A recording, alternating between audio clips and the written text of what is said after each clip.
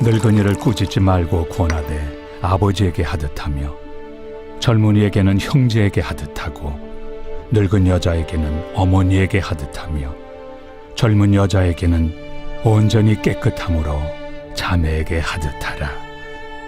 참 과부인 과부를 존대하라. 만일 어떤 과부에게 자녀나 손자들이 있거든 그들로 먼저 자기 집에서 효를 행하여 부모에게 보답하기를 배우게 하라. 이것이 하나님 앞에 받으실 만한 것이니라.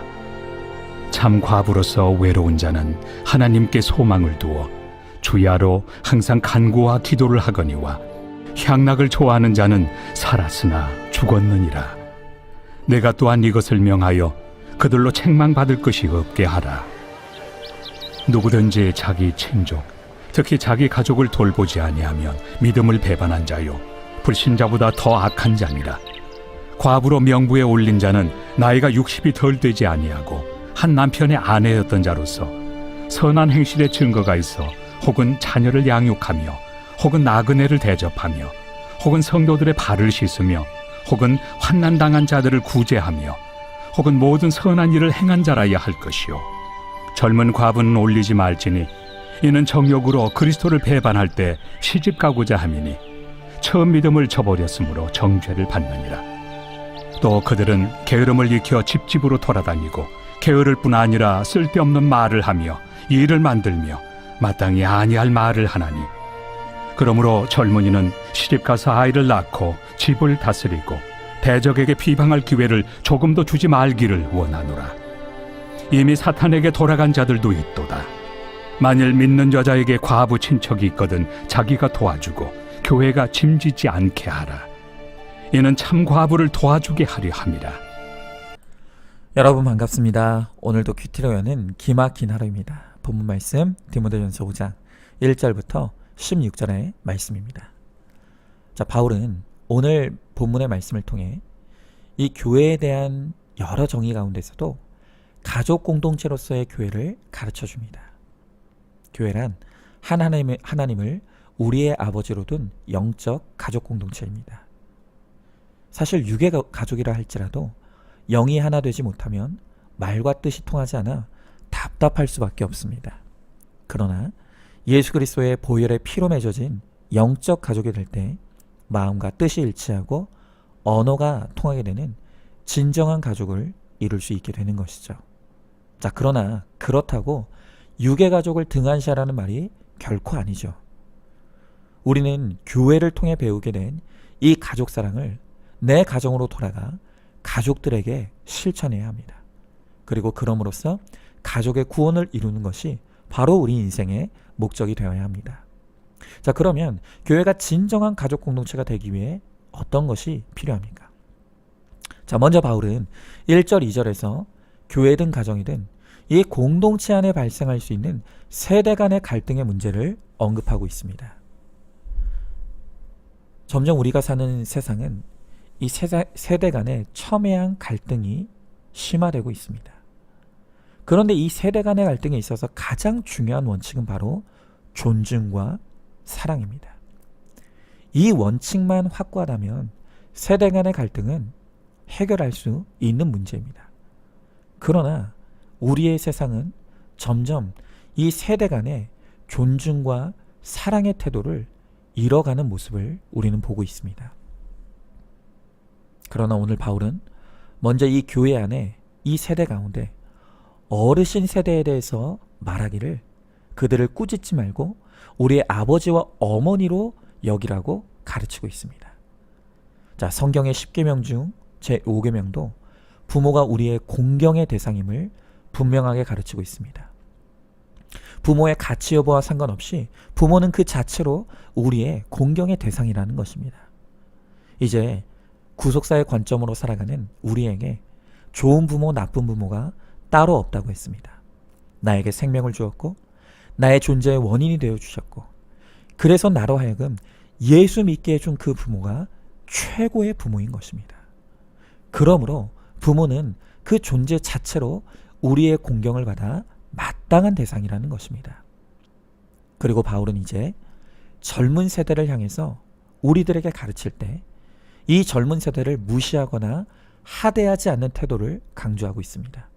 특별히 우리 동양의 문화에서는 이 젊은이들을 그저 철없는 대상으로만 여기면서 무시하고 하대하고 깔보는 경향이 있습니다. 그러나 오늘 바울은 이 젊은이들을 나의 형제자매, 즉 동등한 인격체이자 존중의 대상으로 여기라고 말하고 있는 것입니다. 여러분, 저는 이 세대 간에 서로 사랑하고 존중함에 있어서 가장 우리가 중요하게 여겨야 될 적용이 바로 서로에 대해 경청하는 태도라고 생각합니다. 오늘 우리 시대에는 서로 세대 간에 대화를 하고 소통하는 것이 너무 힘들게 느껴집니다. 그런데 그 이유에는 분명 세대 간의 뚜렷한 차이가 존재하는 것이 분명합니다. 예를 들어 주로 어른들은 과거를 많이 이야기하고 했던 말을 하고 또 하는 경향이 있습니다. 그에 비해 우리 젊은이들은 미래에 관해 이야기하는 것을 원하고 있습니다.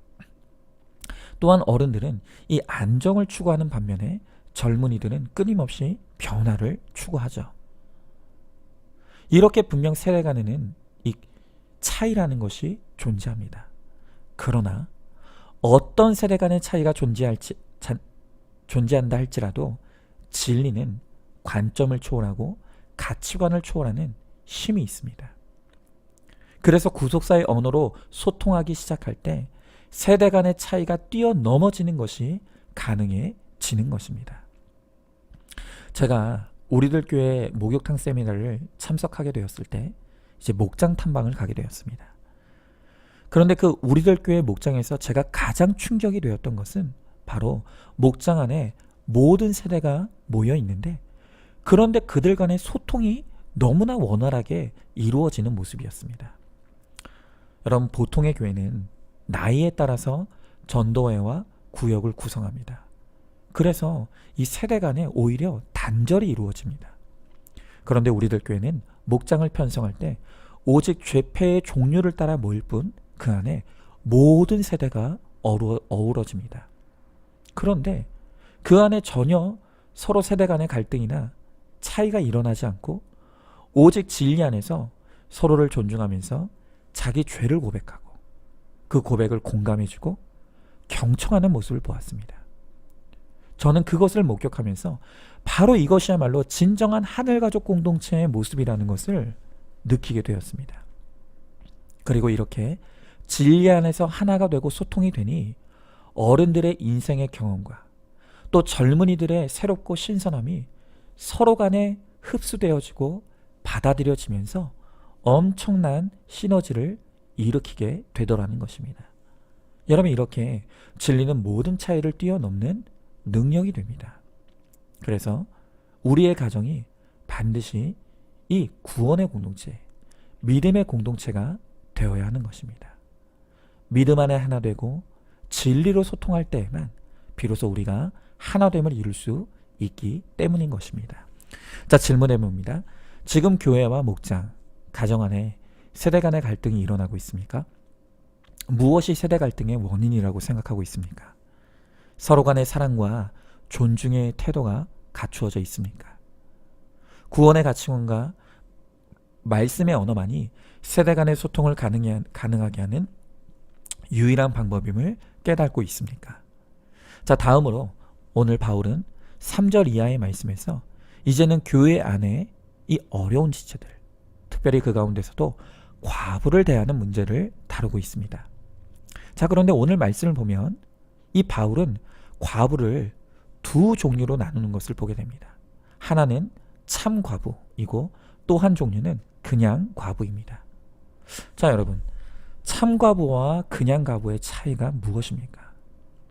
여기서 말하는 참 과부는 그야말로 남편을 잃고 이제 어디서도 도움을 받을 수 없는 가장 사회적인 약자를 의미합니다. 그러나 오늘 성경의 그냥 과부는 도울 가족이 있거나 또 나이가 젊어서 제가할 수 있는 가능성이 열려있는 비교적 덜 힘든 과부를 의미합니다. 자, 그러면서 바울은 이제 영적 가족 공동체가 된 우리가 이 참 과부, 가장 약하고 어려운 자들을 어떻게 도와야 되는지를 오늘 가르치고 있습니다. 먼저 바울은 이 참과부들을 어떻게 도울 것인가를 말하면서 영적인 필요를 채우는 공동체가 우리의 공동체가 되어야 한다고 말하고 있습니다. 자, 3절에서 바울은 참과부인 과부를 존대하라 라고 말하죠. 자, 이 구절을 현대어 성경은 이렇게 번역하고 있습니다. 의지할 곳이 없는 과부들을 잘 보살펴 주시오. 그렇습니다. 바울 당시의 이 참과부들은 남편을 잃고 더 이상 살아갈 힘도 능력도 잃어버린 이 세상에서 가장 외롭고 힘든 사람들입니다. 바울은 바로 이들을 영적 가족인 우리가 품고 또 다른 가족 삼아야 된다는 것입니다. 자, 그런데 이들을 바라보는 관점에 있어서 바울은 그들이 결코 불쌍한 사람들이 아니라고 말합니다. 오히려 이 참과부야말로 가장 하나님의 은혜를 풍성하게 누릴 수 있는 사람들이라는 것입니다. 그러면서 5절에 말하기를 이 참과부는 외롭기 때문에 하나님께 소망을 두고 밤낮 항상 간구와 기도를 드린다고 말합니다. 그렇습니다. 이 과부야말로 마태복음 5장의 8복 중에서도 첫 번째 복인 이 심령의 가난한 자의 복을 가장 풍성하게 누릴 수 있는 대표적인 사람들입니다. 더 이상 의지하고 기댈 남편이 없기에 그 심령의 굶주림과 배고픔으로 주님을 바라보고 그 주님 안에서 참 신랑 되시는 예수님을 누릴 수 있는 것, 그것이 바로 과부입니다. 그러나 이 고난이 왔다고 해서 모든 사람이 다 주님께로 가는 것은 결코 아닙니다. 15절에도 이 과부들 중에 어떤 이들은 이미 사탄에게 돌아간 자들도 있다고 합니다. 고난이 해석되지 않으면 과부라 할지라도 오히려 그 고난 때문에 하나님을 부인하고 하나님을 멀리 떠날 수도 있다는 것입니다. 그래서 오늘 교회 공동체는 바로 이렇게 환난당하고 빚지고 원통한 자들의 아픔과 괴로움을 채울해 주되 무엇보다 그들의 고난의 의미를 해석해 주어서 진짜 신랑 되시는 예수님을 만날 수 있도록 중매자의 역할을 잘 감당해야 합니다. 여러분, 교회가 그저 그들의 육체적 정서적 만족만 채워줄 수 있는 곳이라면 굳이 교회가 이 땅에 존재할 이유가 없습니다. 왜냐하면 그런 것들은 세상의 복지재단이나 단체들도 얼마든지 감당할 수 있는 일이기 때문입니다. 그러나 교회는 교회만이 제공해 줄 수 있는 것이 있습니다. 그것이 무엇입니까? 바로 말씀으로 그들의 고난의 의미를 해석해 주는 것입니다. 그리고 그들의 구원을 도움으로써 영적 배고픔을 해결해 주는 것이 바로 가족 공동체된 교회의 존재 이유와 목적입니다. 자, 질문해 봅니다. 교회의 존재 목적이 참과부, 환난당하고 빚지고 원통한 자들을 돕고 섬기기 위한 것임을 알고 있습니까? 그들에 대한 관심을 가지고 영적 배고픔을 채워주는 것을 위해 내가 해야 될 일이 무엇이라고 생각합니까?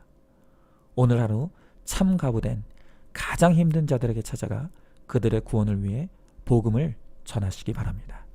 자, 마지막으로 교회는 참과부에게 영적인 도움뿐만이 아니라 실제적인 도움도 줄 수 있어야 합니다. 자, 교회가 고난당한 자들에게 제공해야 될 가장 1차적인 필요는 그들의 영적인 배고픔을 해결해 주는 것이라고 했습니다. 그러나 교회는 그들의 육적 배고픔을 해결하기 위한 구제에도 힘을 써야 합니다. 자, 그런데 이 교회의 구제 사역에 있어서 매우 중요한 원칙이 하나 있습니다. 자, 그것은 오늘 16절의 말씀에 보니까 이렇게 나와 있습니다. 만일 믿는 여자에게 과부 친척이 있거든 자기가 도와주고 교회가 짐지지 않게 하라. 이는 참 과부를 도와주게 하려 함이라. 자, 여기서 바울은 과부라 할지라도 그를 도울 가족이나 친척에 있는 사람은 교회 구제 대상이 아니라고 합니다. 그 대신 참과부, 즉 남편을 잃고 정말 어디 하나 의지하고 기댈 곳이 없는 절대 빈곤과 절대 외로움을 겪는 사람이 바로 구제의 대상이 되어야 한다고 말하고 있는 것입니다. 오늘 이 16절의 말씀은 우리에게 이 사회복지에 관한 두 가지 중요한 원리를 제공해 주죠. 첫 번째는 구별의 원리입니다. 바울은 과부라고 해서 무조건 다 구제의 대상이 아니라고 말합니다. 교회의 구제는 진정한 도움이 필요한 자들에게 제한되어야 한다는 것을 가르치고 있습니다. 그리고 두 번째 이 복지의 원리는 존엄의 원리입니다. 바울은 구제받는 사람들이 평생 도움만 받는 삶에 머물러 있는 것을 목표로 하지 않습니다. 바울의 구제의 최종 목표는 그들이 섬김을 받는 위치에서 섬김을 주는 위치로 나갈 수 있도록 돕는 것이라고 하는 것이죠. 자, 특별히 오늘 9절에서 10절을 보면 바울은 과부들 중에서도 신실하며 나이가 60이 넘은 그 사람들을 평신도 사역자로 임명했던 것 같습니다. 그렇게 함으로써 자신의 고난을 약재로 삼아 또 다른 고난당한 자들을 돕고 보살피는 이 섬기는 사명으로 나아가게 하는 것입니다. 자, 요즘 우리 사회에서 이 복지의 문제에 관해서 선별복지냐 혹은 보편복지냐 이 논쟁이 있는 것 같습니다. 우리는 이에 대해 이념을 초월하여 과연 성경이 무엇을 가르치는가를 우리는 배우고 깨달아야 합니다. 성경의 구제의 원리는 결코 공평의 원리가 아닙니다. 교회든 정부든 가장 힘들고 꼭 필요한 사람에게 물질과 도움이 집중되어야 한다는 것이 바로 성경의 가르침입니다. 그리고 이마저도 각 사람의 형편에 따라 과하거나 모자람 없이 세심한 도움을 주어야 한다는 것입니다. 왜 그렇습니까? 왜냐하면 필요 이하의 부족한 도움도 문제이거니와 자칫 필요 이상의 도움을 주게 되면 그것이 사람에게 약이 되는 것이 아니라 오히려 독이 될 수 있기 때문입니다. 우리의 구제의 목적은 그저 사람을 돕는 것만이 아닙니다. 우리의 구제를 통해서 그가 하나님을 바라보고 하나님을 의지할 수 있도록 돕는 것이 바로 이 교회의 구제의 이유와 목적입니다. 우리의 목적은 모든 사람이 주님께로 나아가는 것입니다. 주님의 사랑을 깨닫고 또한 주님을 의지하고 주님을 바라볼 수 있게 하는 것입니다. 어떤 도움이든 그 목적은 결국 영혼 구원이 되어야 한다는 것입니다. 바로 그것이 교회의 존재 이유이고 목적인 것이죠. 자, 질문해 봅니다. 실제적인 어려움을 겪는 사람을 보면서도 그저 추상적이고 입술의 위로만 주고 있진 않습니까?